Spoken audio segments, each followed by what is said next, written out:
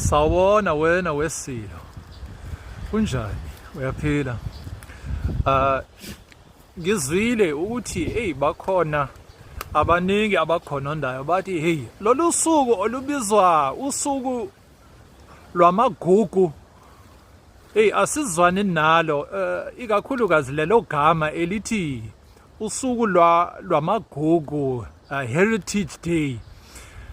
Akhona amaZulu athi cha usuku lwethu lolo. Ngicela ukukhumbuza mfo kababa, kungakashayi u94 umntwana wakwaphinda ngene owaphakamisa ukuthi lolu suku olwabizwa ngesiZulu usuku lwelembe noma umkhosi welembe lungafi, lungasali kwaZulu nokho ludluliselwe ezweni lonke, kwashintshwa kwaguqulwa igama lelo elithi umkhosi welembe, kwabizwa kabusha lolu suku lwabizwa usuku lwamafa noma usuku lwamagugu.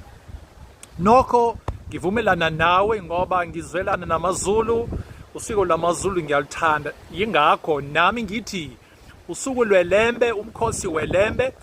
Ngolwami ulimi, ngolukaHaga ulimi sithi Shaka Dag. Dit is Shaka Dag, waarop ons onthou dat die stigter van die Zulu volk, Shaka, die seun van Senzangakona, gesterf het. Dis die dag waarop hy oorlede is.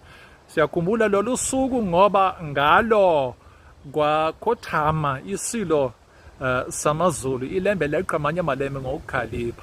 Ngiyabonga kakhulu bakwethu. Shaka Dag, sithi ngesibhunu ngolukaHaga ulimi. Shaka Dag. Ngiyanihalalisela nina abantu bakaphunga noMageba. Ngiyabonga kakhulu. Nibe nosuku oluhle. Ngiyathemba ukuthi izinto zihamba kahle kini. Ngiyabonga kakhulu. Shaka Dag, moenie vergeet nie, ningakhohlwa. Ngiyabonga.